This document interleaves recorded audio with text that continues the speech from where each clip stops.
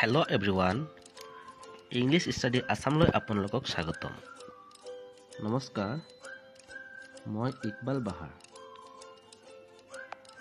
আমাৰ এইটো চেনেলত হাই স্কুল শিক্ষান্ত পৰীক্ষা আৰু উচ্চতৰ মাধ্যমিক চূড়ান্ত পৰীক্ষাৰ বাবে প্ৰয়োজন হোৱা সুপৰিকল্পিত প্ৰস্তুতিৰ বিভিন্ন কৌশল, বিষয় অনুসৰি প্ৰশ্নৰ উত্তৰ, শাৰী অনুসৰি অসমীয়ালৈ অনুবাদ, মডেল প্ৰশ্নকাকত আদিৰ দৰে বিভিন্ন শৈক্ষিক বিষয়ত ভিডিঅ' উপলব্ধ হৈছে। ভিডিঅ'বোৰ যদি তথ্য সমৃদ্ধ হয় আৰু ইয়াৰ দ্বাৰা উপকৃত হ'লে চেনেলটো ছাবস্ক্ৰাইব কৰিবা আৰু ভিডিঅ'টো ভাল লাগিলে লাইক আৰু শ্বেয়াৰ কৰিবা। আজি মই টেন্সৰ ওপৰত এখন ভিডিঅ' লৈ আহিছোঁ। টেন্সেছ এণ্ড দেয়াৰ ইউজেছ। সাধাৰণতে ক্ৰিয়াৰ সময়কে টেন্স বুলি কোৱা হয়। আমি জানো টেন্স তিনি প্ৰকাৰৰ: present tense, past tense, future tense. Present tense হ'ল বৰ্তমান কাল, পাষ্ট টেন্স হ'ল অতীত কাল আৰু ফিউচাৰ টেন্স হ'ল ভৱিষ্যৎ কাল। আকৌ প্ৰতিটো টেন্সক আকৌ চাৰিটাকৈ ভাগ কৰা হৈছে। যেনে প্ৰেজেণ্ট টেন্স। প্ৰেজেণ্ট টেন্সৰ চাৰিটা ভাগ হ'ল চিম্পল প্ৰেজেণ্ট আৰু present infinite, present continuous tense, present perfect tense, present perfect continuous tense. ঠিক তেনেকৈ পাষ্ট টেন্সৰো আৰু ফিউচাৰ টেন্সৰো চাৰিটাকৈ ভাগ আছে। টেন্সৰ ব্যৱহাৰ, চিম্পল প্ৰেজেণ্ট আৰু প্ৰেজেণ্ট ইনডিফিনিট টেন্সৰ ব্যৱহাৰটো চোৱা। প্ৰথমতে ষ্ট্ৰাকচাৰটো হ'ল ছাবজেক্ট প্লাছ ভাৰ্ব। ভাৰ্বটো 1 নম্বৰ ফৰ্মত থাকে, সদায় প্ৰেজেণ্ট ফৰ্মত থাকিব আৰু তাৰ লগত কেতিয়াবা এছ বা ইএছ যোগ কৰা হয় আৰু তাৰ লগত বাকী অংশ লিখিব লাগে। অবজেক্ট, এডভাৰ্বিয়েল, কমপ্লিমেণ্ট আদি যি আহে চেণ্টেন্সটো কমপ্লিট কৰিবলৈ লিখা হয়।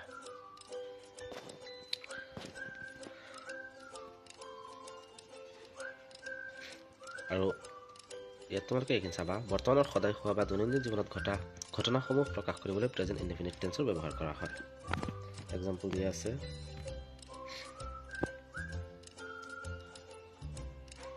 এডভাৰ্বিয়েলছ। প্ৰেজেণ্ট ইনডিফিনিট টেন্সত ছাবজেক্টটো থাৰ্ড পাৰ্চন ছিংগুলাৰ নম্বৰ হ'লে মেইন ভাৰ্বৰ সৈতে এছ বা ইএছ যোগ কৰিব লাগে।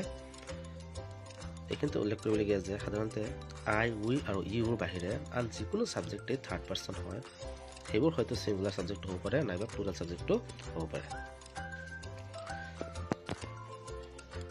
যদি ছাবজেক্টটো থাৰ্ড পাৰ্চন ছিংগুলাৰ নম্বৰ হয় তেতিয়াহে মেইন ভাৰ্বৰ লগত এছ যোগ কৰা হয়, বাকী কেতিয়াও ভাৰ্বৰ লগত এছ যোগ কৰাৰ প্ৰয়োজন নহয়।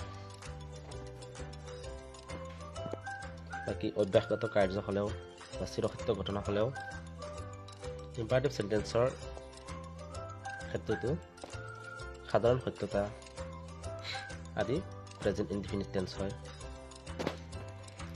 ইফ কণ্ডিশ্যনটো খুব ভালকৈ মনত ৰাখিবলগীয়া বিষয়। ইফ ক্লজৰ এটা ক্লজ প্ৰেজেণ্ট ইনডিফিনিট টেন্সৰ হ'লে আনটো ক্লজ ফিউচাৰ ইনডিফিনিট টেন্স হয়। আৰু যিটো ক্লজ ফিউচাৰ ইনডিফিনিট টেন্স হ'ব সেইটো subject plus shall will plus ভাৰ্বত লিখিব লাগে।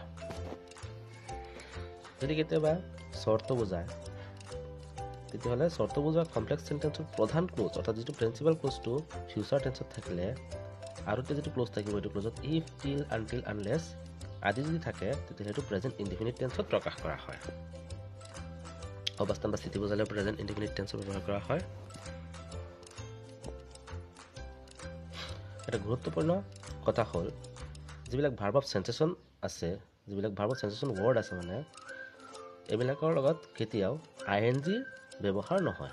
টেন্সৰ ক্ষেত্ৰত ING কেতিয়াও ব্যৱহাৰ নহয়। সেয়ে প্ৰেজেণ্ট কণ্টিনিউৱাছ টেন্সৰ পৰিৱৰ্তে সদায় প্ৰেজেণ্ট ইনডিফিনিট টেন্স আৰু প্ৰেজেণ্ট পাৰফেক্ট কণ্টিনিউৱাছ টেন্সৰ সলনি প্ৰেজেণ্ট পাৰফেক্ট টেন্সে ব্যৱহাৰ কৰিব লাগে। তলত তাৰ কিছুমান উদাহৰণ দিয়া হ'ল, তোমালোকে চাই ল'বা। কিছুমান গুৰুত্বপূৰ্ণ এডভাৰ্বিয়েলছ হ'ল প্ৰেজেণ্ট ইনডিফিনিট টেন্সৰ ক্ষেত্ৰত যে always, never, every, regularly, specially, usually, generally, occasionally, punctually, once, twice in a year, daily, weekly, monthly, yearly, often, rarely, seldom, belong, consist, contain, possess, resemble আদি থাকিলে সেইবোৰ চেণ্টেন্সক আমি প্ৰেজেণ্ট ইনডিফিনিট টেন্সত লিখা হয়। প্ৰেজেণ্ট কণ্টিনিউৱাছ টেন্সৰ ফৰ্মেটটো আৰু ষ্ট্ৰাকচাৰটো ভালকৈ চাই ল'বা। ষ্ট্ৰাকচাৰটো হ'ল ছাবজেক্ট প্লাছ বি ভাৰ্ব, তাৰ লগত বি ভাৰ্বটো এম ইজ আৰ প্ৰেজেণ্ট টেন্সত ব্যৱহাৰ কৰিব লাগিব। তাৰ লগত মেইন ভাৰ্ব আৰু মেইন ভাৰ্বৰ লগত ING থাকিব আৰু তাৰ লগত এক্সটেনশ্যন থাকিব কেনেকুৱা সময় বৰ্তমান সময়ত চলি থকা কাম নাইবা কোনো অভ্যাসগত কাৰ্যৰ ভাঙোন বুজালে নাইবা নিকট ভৱিষ্যতৰ কাৰ্য প্ৰকাশ কৰিবলৈ প্ৰেজেণ্ট কণ্টিনিউৱাছ টেন্সৰ ব্যৱহাৰ কৰা হয় আনকি ইম্পাৰেটিভ সেন্টেন্সৰ পিছত সাধাৰণতে প্ৰেজেণ্ট কণ্টিনিউৱাছ টেন্সৰ ব্যৱহাৰ কৰা হয় তোমালোকে উদাহৰণবিলাক চাই ল'বা প্ৰেজেণ্ট কণ্টিনিউৱাছ টেন্সৰ কিছুমান এডভাৰ্বিয়েল হ'ল now at this time at this moment at present nowadays these days currently presently etc present perfect tense structure to subject have has verb 3 number form অর্থাৎ past participle form তাৰ লগত extension থাকিব বৰ্তমানৰ অলপ আগতে এইমাত্ৰ কোনো এটা কাৰ্য শেষ হোৱা বুজাবলৈ present perfect continuous tense present perfect tense ব্যৱহাৰ কৰা হয় সাধাৰণতে since for yet থকা নেগেটিভ সেন্টেন্সসমূহ প্ৰেজেন্ট পাৰফেক্ট টেন্সত লিখা হয়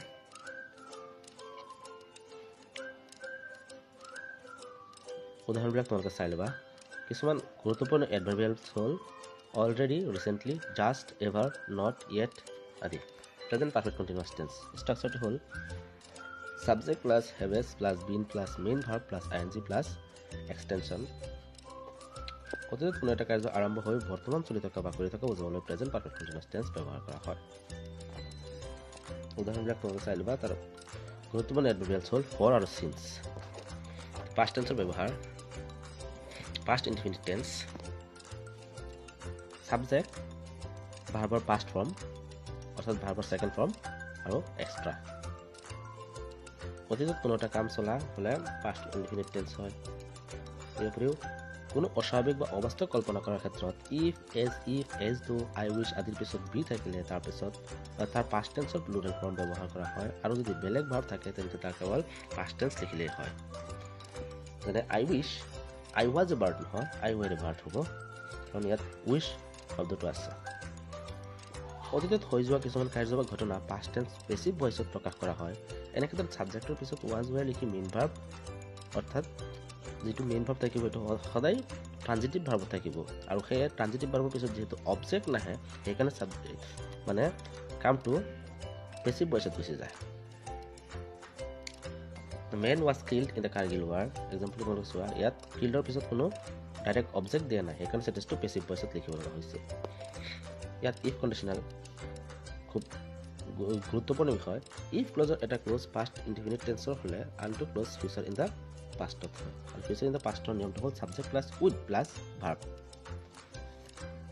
উদাহৰণবিলাক তোমালোকে চাই ল'বা কিছুমান গুৰুত্বপূৰ্ণ এডভাৰ্বিয়েলছ হ'ল yesterday ডে বিফৰ yesterday লাষ্টৰ লগত যি শব্দই থাকক প্ৰিভিয়াছৰ লগত যি শব্দই থাকক এগো wish it is time other day as if as do as I আৰু এনেকুৱা বহুত আছে এজ থকা সেন্টেন্স এইবিলাক পাষ্ট ইনডিফিনিট টেন্স হয় পাষ্ট কণ্টিনিউৱাছ টেন্স ষ্ট্ৰাকচাৰটো চাবা subject was were verb I N G extension অতীতত কোনো এটা কাম চলিছিল মানে তেনেকুৱাবিলাক পাষ্ট কণ্টিনিউৱাছ টেন্স হয় তাৰ কিছুমান গুৰুত্বপূৰ্ণ এডভাৰ্বিয়েলছ হ'ল when, while, then, at that time, at that moment, those days, adi.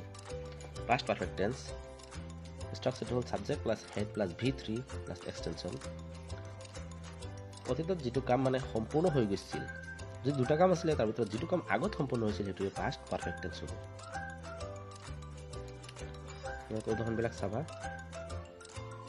if কণ্ডিশনালটো খুব জৰুৰী বস্তু if ক্লজৰ এটা ক্লজ past perfect tense হলে আনটো close future in the perfect হয় আৰু future in the perfect ৰূপটো হ'ল subject plus with plus have plus be3 উদাহৰণবিলাক তোমালোকে চাবা past perfect tense কিছুমান গুৰুত্বপূৰ্ণ এডভাৰ্বিয়েলছ হ'ল after আৰু before past perfect continuous tense তাৰ ষ্ট্ৰাকচাৰটো হ'ল subject plus head plus be plus verb plus ing plus extra কোনো কাম অতীতত এটা সময় বা আন এটা সময়লৈকে চলিছিল বুজাবলৈ পাষ্ট পাৰফেক্ট টেন্স ব্যৱহাৰ কৰা হয় আৰু ইয়াৰ কোনো গুৰুত্বপূৰ্ণ ব্যৱহাৰ নাই future tense future indefinite tense ইয়াৰ ফৰ্মেশ্যন ষ্ট্ৰাকচাৰটো হ'ল সাবজেক্ট শ্বেল উইল ভাৰ্বৰ এক নম্বৰ ফৰ্ম প্লাছ এক্সট্ৰা ভৱিষ্যতত যিবিলাক কাম হ'ব বুলি আমি থিৰাং কৰোঁ সেইবিলাক ফিউচাৰ ইনডিফিনিট টেন্স হয় উদাহৰণবিলাক তোমালোকে চাবা এডভাৰ্বিয়েলছ কিছুমান গুৰুত্বপূৰ্ণ এডভাৰ্বিয়েলছ হ'ল tomorrow day after tomorrow next ইয়াৰ নেক্সট থাকিলেই তাৰপিছত যিকোনো ৱৰ্ড থাকিলে তাৰ লগত লেটাৰৰ আগতো 1 day 2 days 3 days later এনেকৈ থাকিব পাৰে shortly coming তাৰ লগত যিকোনো ৱৰ্ডে থাকিব পাৰে upcoming আদি থাকিলে ফিউচাৰ ইনডিফিনিট টেন্স হয় ফিউচাৰ কন্টিনিউয়াছ টেন্স স্ট্ৰাকচাৰটো হ'ব subject plus shall will plus be plus verb plus ing plus extra ভৱিষ্যৎ কালত মানে যদি কোনো এটা কাম চলি থাকিব বুজাবলৈ ফিউচাৰ কন্টিনিউয়াছ টেন্স ব্যৱহাৰ কৰা হয় ফিউচাৰ পাৰফেক্ট টেন্স স্ট্রাকচারটো হল subject plus shall will plus have plus be3 plus extra ভবিষ্যতের কোনো একটা নির্দিষ্ট সময়ের আগে কোনো কাম করা বা হওয়া বোঝাবলৈ ফিউচার পারফেক্ট টেন্স ব্যবহার করা হয় অর্থাৎ কোনো একটা কাম ভবিষ্যৎ কালত সম্পূর্ণ হয়ে যাব কমপ্লিটলি এর ব্যবহার অতি কম future perfect continuous tense structure subject plus shall will plus have plus be plus verb plus ing plus extension future perfect continuous টেন্সৰ সাধাৰণতে ব্যৱহাৰ দেখা নাযায় যদিও ভৱিষ্যতে এটা সময়ৰ পৰা আন এটা সময়লৈ চলি থকা এটা কামক ফিউচাৰ পাৰফেক্ট কন্টিনিউয়াছ টেন্স বোলে উদাহৰণবিলাক তোমালোকে চাবা মই খুব গুৰুত্বপূৰ্ণ বিষয়খিনিহে ইয়াত আলোচনা কৰিছোঁ বাকী কিন্তু তোমালোকে একফালৰ পৰা নোট উঠাই ল'বা থেংক ইউ